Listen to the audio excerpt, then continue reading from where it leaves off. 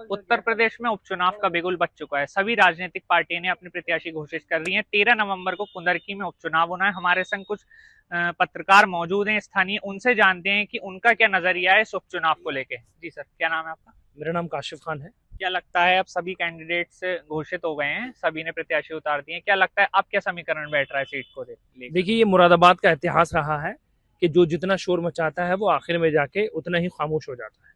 तो ऐसा नहीं है कि आप समझ रहे हो कि किसी भी राजनीतिक पार्टी का आदमी शोर मचा रहा हो तो वो जीतेगा। एंड टाइम पे यहाँ पर कुछ भी हो सकता है और जनता किसको वोट देगी ये तो आने वाला समय बताएगा। मगर मैं आपको ये बता दूं कि लड़ाई जो है वो सिर्फ भाजपा और सपा में है।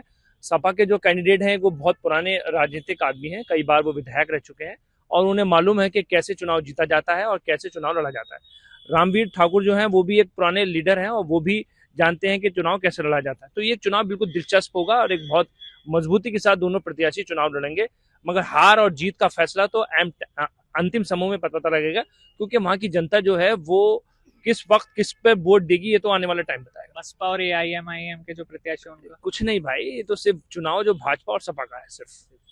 जी सर, क्या नाम है आपका? दीप जोशी। क्या लगता है, अब सभी कैंडिडेट अनाउंस हो गए हैं, अब क्या लगता है स्थिति क्या है कुंदरकी की? देखिए, कुंदरकी के या फिर मुरादाबाद के तो जो वोटर्स हैं वो लाख ये कहें कि हम विकास के नाम पे, स्वास्थ्य के नाम पे या शिक्षा के नाम पे वोट दें, लेकिन एंड मौके पे जो वोटिंग होती है वो हिंदू मुस्लिम के नाम पे होती है।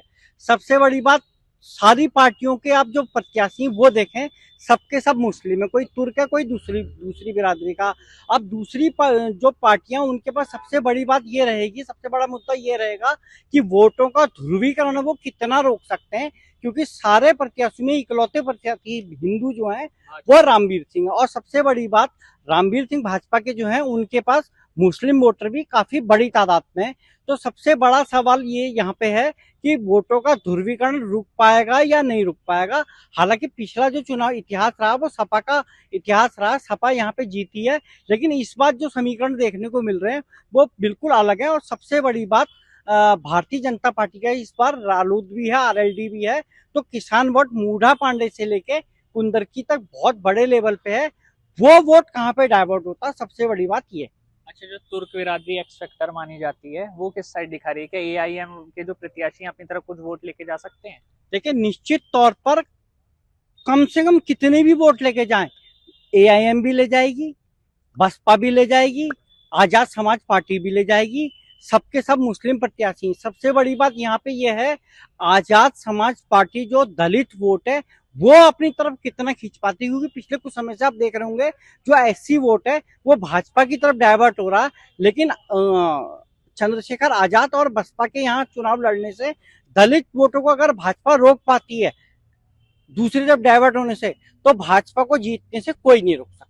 और अगर जो तुर्क बिरादरी के वोट है, मुस्लिम वोट है, वो एआईएमआईएम, बसपा और सपा में बढ़ जाते हैं, तो फिर इसका सीधा फायदा भाजपा को देखने को मिल सकता है। निश्चित तौर पे ये सबको पता है, उसका सीधा सीधा फायदा भाजपा के प्रत्याशी और भारतीय जनता पार्टी को मिलेगा। सबसे बड़ी बात जो मैं पिछले कई महीनों से देख रहा हूँ, Bharatiya Janata party ground level पे बहुत ज्यादा मेहनत कर रही है। अभी तक किसी पार्टी का कोई बड़ा नेता यहाँ पर नहीं आया, लेकिन भारतीय जनता पार्टी के मुख्यमंत्री से लेके तमाम कैबिनेट मंत्री लगातार मुरादाबाद आ रहे हैं और वो कुंदरकी विधानसभा में अपनी रैलियां या जो भी उनके प्रोग्राम होते हैं वो करते हैं। लगातार उनके कैबिनेट मंत्री कुंदरकी विधानसभा को लेके तैयारी में जुटे हुए हैं सबसे पहले से। इसका फायदा उन्हें विधानसभा उपचुनाव में जरूर मिलेगा। जी सर, क्या नाम है आपका? मेरा नाम शाहनवाज है। क्या लगता है इस बार सूखा खत्म हो पाएगा भाजपा का कुंदरकी में? देखिए, बिल्कुल निश्चित तौर पर जिस तरीके से भारतीय जनता पार्टी की तैयारियां हैं, तो उससे लगता है और उनके दावे हैं कि वो इस बार कमल खिलाएंगे।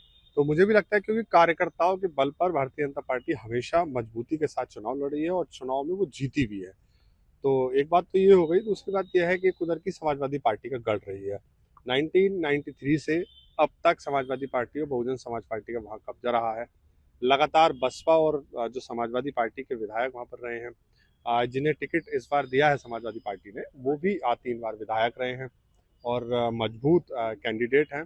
लेकिन जो भारतीय जनता पार्टी ने इस बार प्रत्याशी बनाया है ठाकुर रामवीर सिंह को, वो भी बहुत ज़्यादा मजबूत है। उनके बारे में कहा जाता है कि मुस्लिम वोटों का जो जुड़ाव है उनके साथ बहुत है, क्योंकि आप इस बात से अंदाज़ा लगा सकते हैं कि 2012 से लेकर अब तक जितने चुनाव विधानसभा में हुए हैं उसमें ठाकुर रामवीर सिंह 2 चुनाव लड़े हैं और जो लास्ट वाला उनका चुनाव था वो समाजवादी पार्टी के जो पूर्व विधायक है जिन्हें अभी समाजवादी पार्टी से टिकट मिला है हाजिर इरफान, उनसे उनका मुकाबला था और उन्होंने 1 लाख वोट उसमें लिए।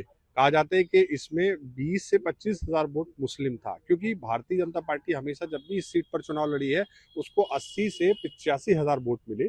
तो जो 15,000 20,000 वोट का अंतर रहा है ठाकुर रामवीर सिंह से और अब तक, वो मुस्लिम वोटों का रहा है। तो मुस्लिम वोट क्योंकि निर्णायक भूमिका में है कुंदर की विधानसभा पर, तो अगर मुस्लिम वोट बड़ी तादाद में ठाकुर रामवीर सिंह को जाता है तो ये समाजवादी पार्टी के लिए खतरे की घंटी होगी। और दूसरी बात यह है कि आजाद समाज पार्टी ने अपना प्रत्याशी ओबीसी बिरादरी का जो है वो उतारा है।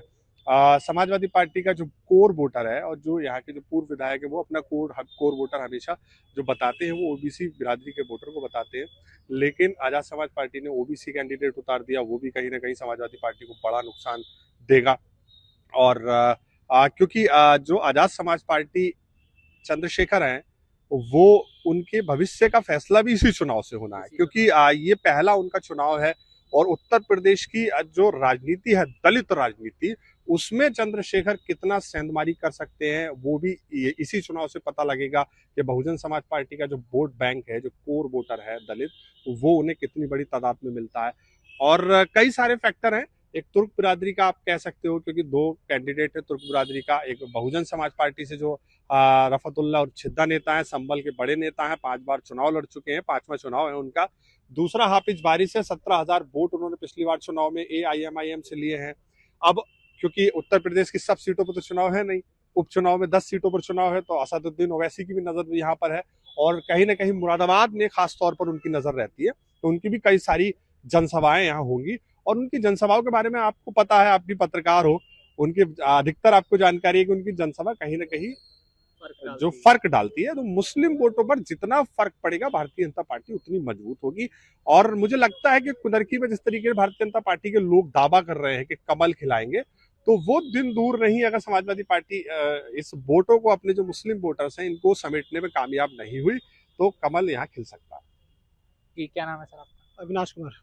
अच्छा, क्या लगता है, पहले भाजपा कह रही थी मुस्लिम कैंडिडेट उतारने को, लेकिन जैसे कि बताया कि रामवीर सिंह जो हैं, ठाकुर रामवीर सिंह, वो भी मुस्लिम वोट्स कैप्चर करने की ताकत रखते हैं, तो क्या ये भी वजह हो सकती है उनको टिकट देने की? जी हाँ, बिल्कुल ये एक बड़ी वजह हो सकती है, क्योंकि ठाकुर रामवीर सिंह इस क्षेत्र में काफ़ी समय से सक्रिय है, जनता के बीच काफ़ी लोकप्रिय है, मुस्लिम लोगों के काफ़ी चहेते हैं। तो भाजपा का टिकट देने का एक बड़ा कारण रामवीर सिंह को ये भी हो सकता है, क्योंकि जितनी लोकप्रियता उनके क्षेत्र में है उतनी शायद और किसी नेता की नहीं है। तो क्या लगता है, अब क्या एक तरफा दिखाई दे रहा है या अब कैंडिडेट अनाउंस होने के बाद दिख रहा है कि अलग अलग जगह वोट जा सकते हैं, पोलराइजेशन हो सकता है वोट्स का? देखिए, चुनाव इस बार काफ़ी रोमांचक है, क्योंकि सबसे बड़ी बात यह है कि जितने भी बाकी कैंडिडेट हैं पार्टियों के, वो सभी मुस्लिम हैं, लेकिन जो है सिर्फ भाजपा ने ही बीजेपी प्रत्याशी को उतारा है। तो कहीं ना कहीं इसका फ़ायदा बीजेपी को बहुत ज़्यादा मिलेगा और ये भी देखा जा सकता है कि कहीं ना कहीं वह एक बड़ी जीत भी दर्ज कर सकते हैं। तो ये थे हमारे संग कुछ पत्रकार जिन्होंने कुंदर की सीट को लेकर अपना समीकरण बताया कि किस तरीके से ये चुनाव खास होने वाला है, एक तरफा चुनाव नहीं होने वाला है यहाँ पे, और अगर वोट का पोलराइजेशन होता है तो इसका सीधा सीधा फायदा बीजेपी को देखने को मिल सकता है। मुरादाबाद।